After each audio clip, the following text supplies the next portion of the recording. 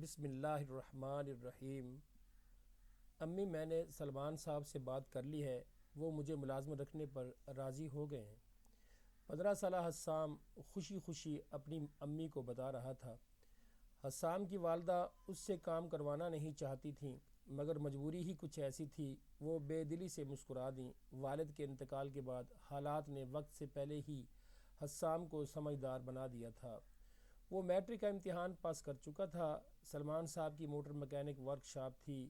چند مہینے میں ہی حسام نے اپنے کام پر اتنا عبور حاصل کر لیا تھا جس کے لیے کئی سال درکار تھے۔ سلمان صاحب نے اس کی تنخواہ بڑھا دی تھی۔ ایک بار سلمان صاحب کے دوست ڈاکٹر صلاح الدین صاحب اپنی گاڑی ٹھیک کروانے ورک شاپ آئے اور ڈاکٹر صاحب سے یہ اس کی پہلی ملاقات تھی۔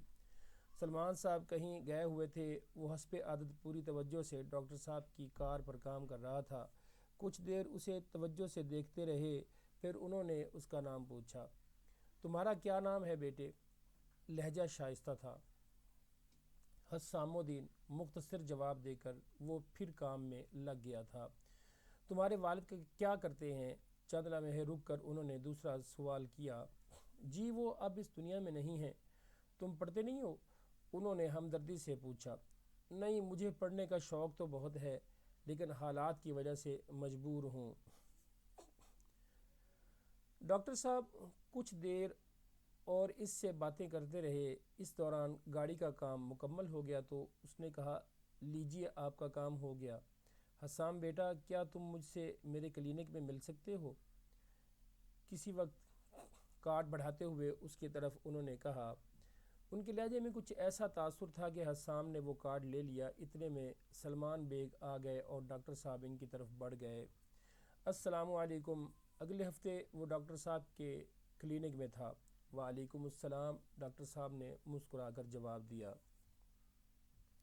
مجھے تمہارے آنے سے بہت خوشی ہوئی حسام میاں۔ جانتے ہو، جب میں نے تمہیں پہلی دفعہ دیکھا، مجھے اسی وقت اندازہ ہوا کہ تمہارا کسی مہذب گھرانے سے تعلق ہے۔ پھر جب تم نے بتایا کہ تمہارے والد کا انتقال ہو گیا تو مجھے بہت افسوس ہوا۔ میں تمہاری مدد کرنا چاہتا ہوں حسام میاں۔ کیا تم تعلیم پھر سے شروع کرنا چاہتے ہو؟ جی انکل۔ حسام کا جھکا ہوا چہرہ ذرا اٹھا تو اس میں امید کی کرن تھی۔ اچھی بات ہے، میں تمہاری تعلیم کا پورا خرچ اٹھاؤں گا، بس تم دل لگا کر تعلیم حاصل کرنا۔ ڈاکٹر صاحب، میں کس طرح آپ کے اس احسان کا بوجھ اٹھاؤں گا جسے میں اتار بھی نہیں سکتا؟ حسام واقعی بہت خوددار تھا۔ یہ میں تم پر احسان نہیں کر رہا ہوں حسام میاں، ایک فرض ادا کر رہا ہوں۔ سنو، میرے والدین بہت غریب تھے۔ میرے پاس اعلیٰ تعلیم حاصل کرنے کے لیے وسائل نہیں تھے۔ ان حالات میں میرے ایک استاد نے ہی مجھے تعلیم دلوائی، مجھے ڈاکٹر بنایا۔ ایک دن میں اس قابل ہو گیا کہ ان کا کچھ احسان اتار سکوں۔ میں ان کے پاس گیا، ان کا احسان یاد دلایا تو انہوں نے جو کہا، ان کے الفاظ مجھے آج تک یاد ہیں۔ انہوں نے کہا تھا کہ برخوردار، میں نے تمہیں اس لیے تعلیم نہیں دلوائی کہ تم مجھے پر مہربانی کر کے میری نیکی برباد کر دو، اسے ختم کر دو۔ نیکی سفر کرتی ہے۔ ہاں، اگر تم واقعی کچھ کرنا چاہتے ہو تو کسی ایسے بچے کو جو تعلیم کا شوقین ہو مگر اس کے پاس وسائل نہ ہو، اسے تعلیم دلوا دینا۔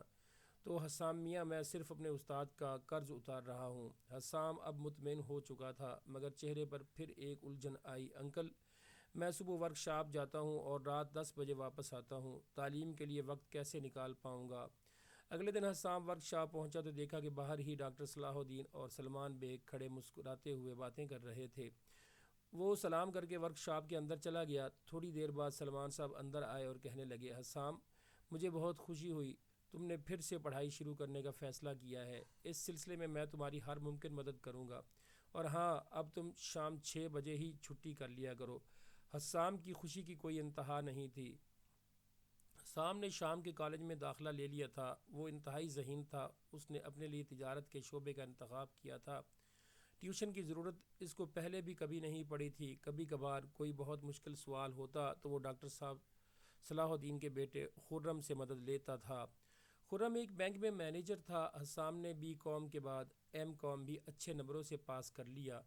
خرم نے سفارش کر کے ایک بینک میں اچھی ملازمت بھی دلا دی تھی۔ حسام کی تعلیم اب بھی جاری تھی۔ بہت سارا وقت گزر گیا۔ حسام الدین نے تعلیم مکمل کر لی تھی اب وہ بینک میں ایک بڑے عہدے پر فائز تھے، ان کا پورا سٹاف ان سے خوش تھا، انہوں نے ماں کی پسند سے شادی کر لی تھی۔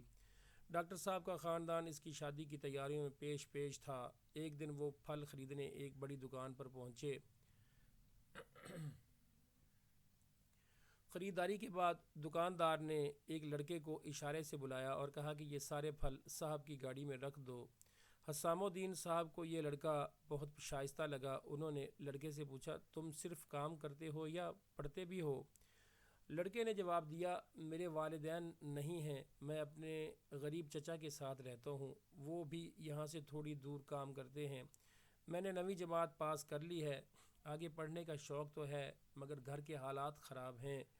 ٹھیک ہے، حسام نے اپنے کارڈ اسے دیتے ہوئے کہا، تم اپنے چچا کے ساتھ اس پتے پر آ جانا، اللہ بہتر کرے گا۔ یہ سفر کرتی نیکی کا ایک اور پڑاؤ تھا۔